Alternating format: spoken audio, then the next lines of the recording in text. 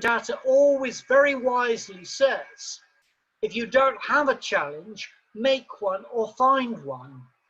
Most organizations will have ordinary challenges day to day, and that's to do with paying bills, rates, rents, tax bills, VAT. Those are day-to-day challenges, electricity bills, suppliers' bills. There are all of those. But there are other challenges as well. Challenges about being relevant. How is your business relevant to the world? How is it relevant to your clients? Why does it matter to others? It, of course, matters to your employees. It should matter to you. It's your bread and butter. It's your livelihood. And you want people to feel that it matters. And that's part of the internal stimuli. That should drive you. Because it matters, because you care about it, you want to be creative to make sure it survives, and that innovation should actually help drive you forward. Think about what stimulates innovation.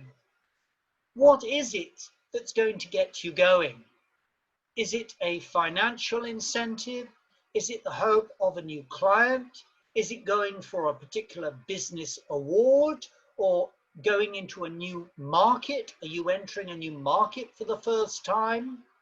And so you need to have market intelligence. You need to tweak your market. For instance, many fast food outlets from the United States, when they first entered markets like India and Bangladesh and those in South Asia, had to learn very quickly that there was enormous demand for vegetarian food. They needed to adapt. Certainly in a country like India, there was far more demand for vegetarian burgers than there was for the traditional meat burgers in various forms.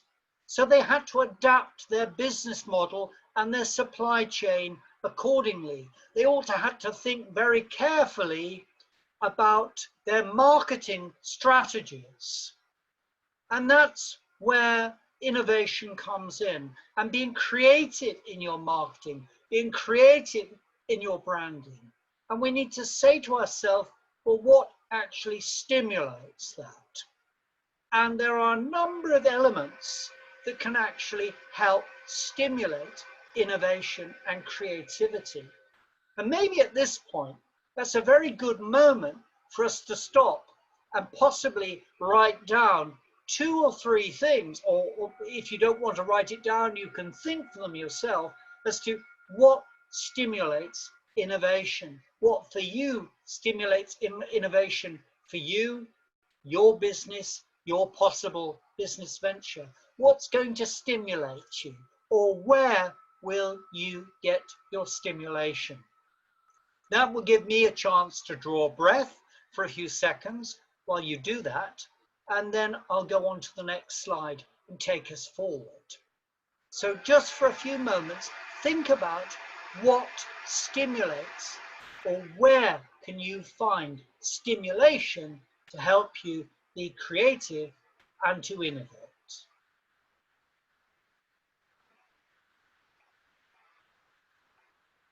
Have some tea.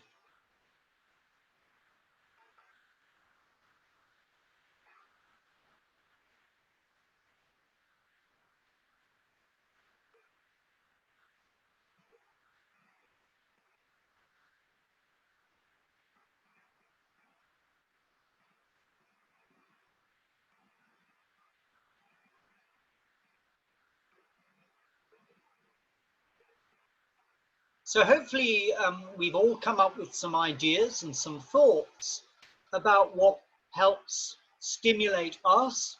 Where do we go for stimulation? Where in our working lives, our business life, do we get stimulation?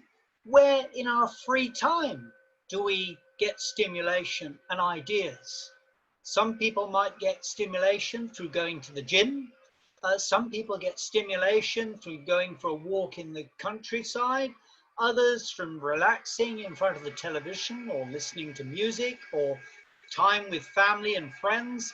There can be many different routes into stimulation, and through stimulation, finding creativity that helps drive innovation.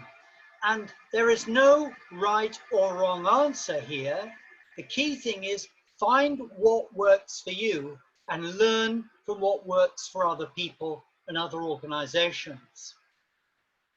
But without creativity and innovation, we potentially put our business or our business idea in danger. So this next slide talks about innovate in order to survive and thrive. And so at the moment, businesses and organizations, even governments, are in survival mode. They're all busy thinking, how do we get through 2020 and survive so that we're still trading by this time in 2021?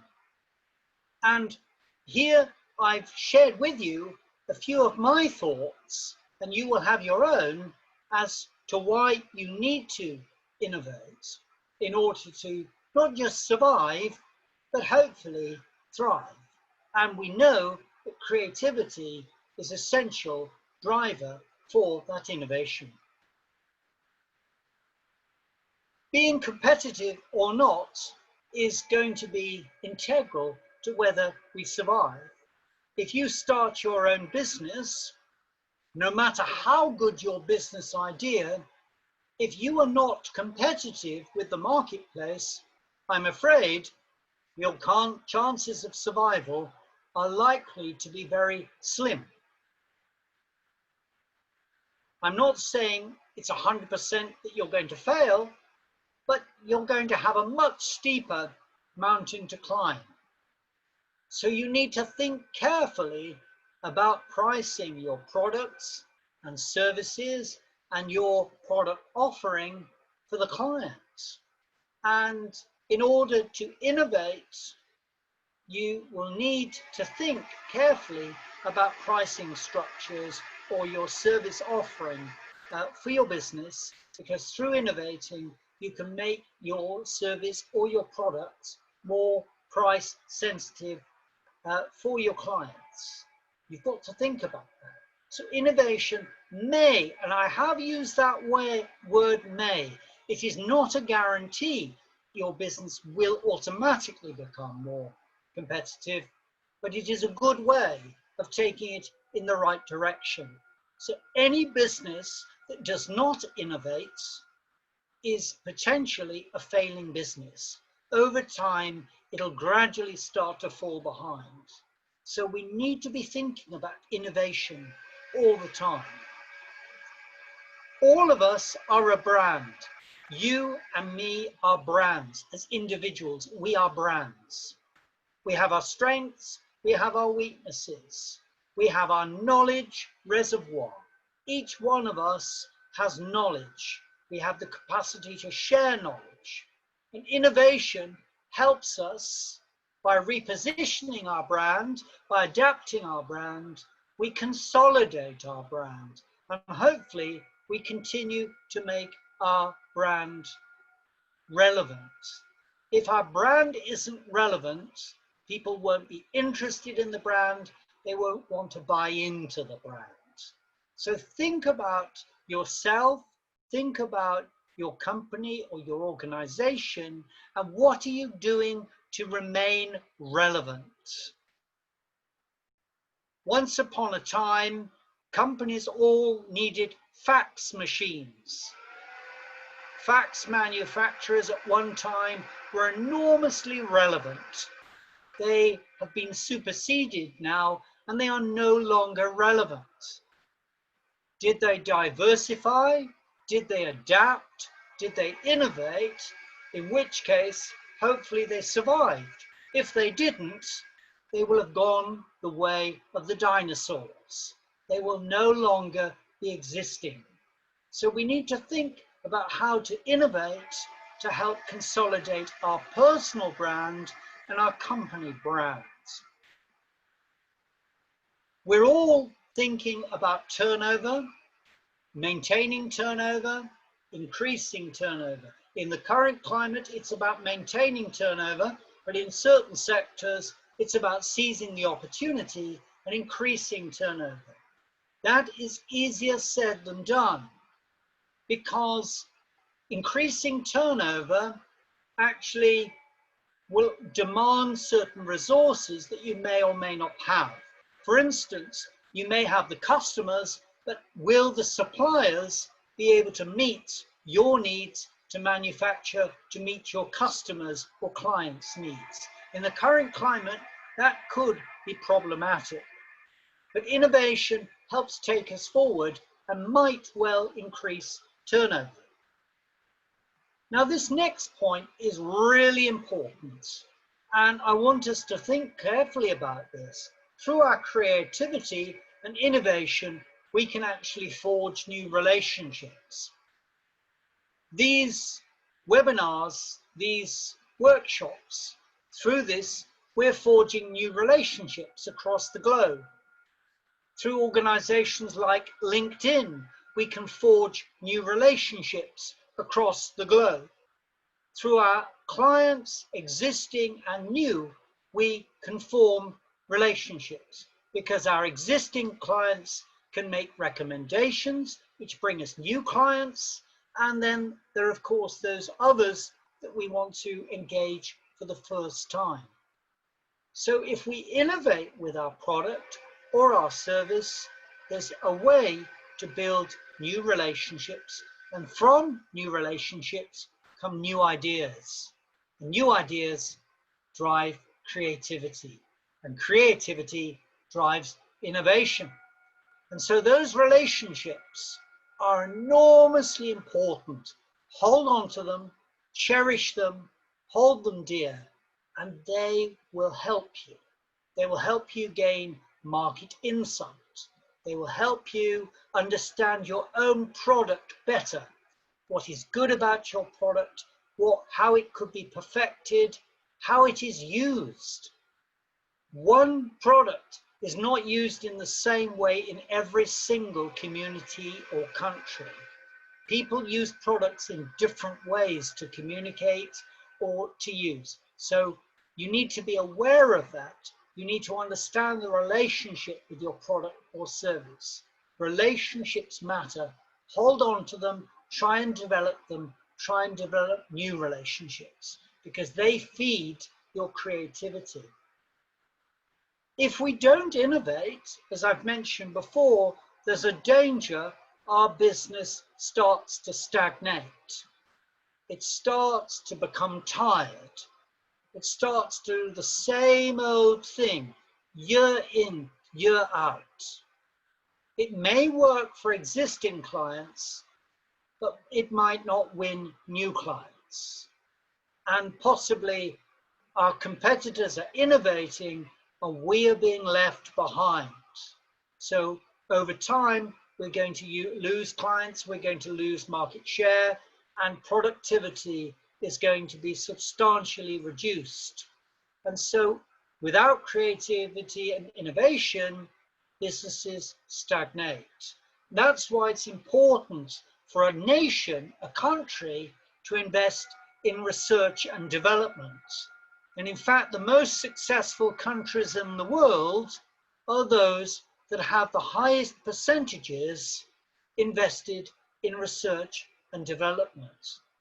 I'm sad to say that the UK, where I am at the moment, doesn't have as high a percentage on R&D as it really should have. It could be so much more profitable if it invested more in R&D. So what do we do in R&D in our own business or enterprise? How do we develop it? How do we perfect our products? How do we add to our products or services? We've got to be thinking about all the time, how can we add or perfect? How can we make a product more streamlined, more efficient, more attractive, more user-friendly, more ergonomic?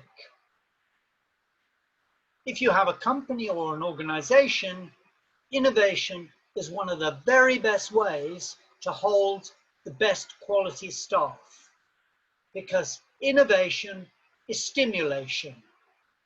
And if you've got good quality workers, you want to stimulate them. They're interested in new products, new services, new markets. Give them these challenges, present them with challenges, new opportunities, new targets, new things to strive for. We all need challenges in life, and creativity, innovation provides a challenge. And that's something which again drives us as workers, because it stimulates us, and stimulation keeps us actively engaged in what we do. We always need to think, how do we stimulate ourselves? How do we stimulate our workers, our colleagues, our associates, so that they're engaged? And when they're engaged, they're productive, they're creative, they are helping the creative and innovative process. It's a marvelous way of holding on to staff, rather than your best staff being poached by your competitors. The last thing you want to do is train up good workers and then they leave to go to your competitors. Who basically are talent spotting. They're looking, they're headhunting your talent from you, and they're enticing them away by giving them fresh challenges and fresh opportunities, and the opportunity to be creative and to be innovative in their roles within organizations. So innovation is a very good way of holding on to good workers, and all organizations need good employees.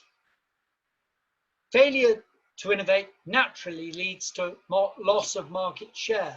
It may not be immediate, it's more likely to be incremental and gradual, but almost certainly it will follow that you will lose market share over time. And most importantly, innovation keeps us in the game. If we're not innovating, really, we're becoming less relevant. We're not really out there. We don't have a story to tell to the world at large. It's very important now, each one of us, to think, what is the story that we have to tell the world? Via social media, via YouTube, via LinkedIn, at international conferences, what is the story that we have to tell about our product or our services? What have we done? What have we achieved? What are we developing at the moment? What exciting products have we got in the pipeline? When are they coming to fruition? When are they going to be out and available in the shops, available to purchase or to order online? All the time, we're going to be judged by what our next offering will be. We're all very conscious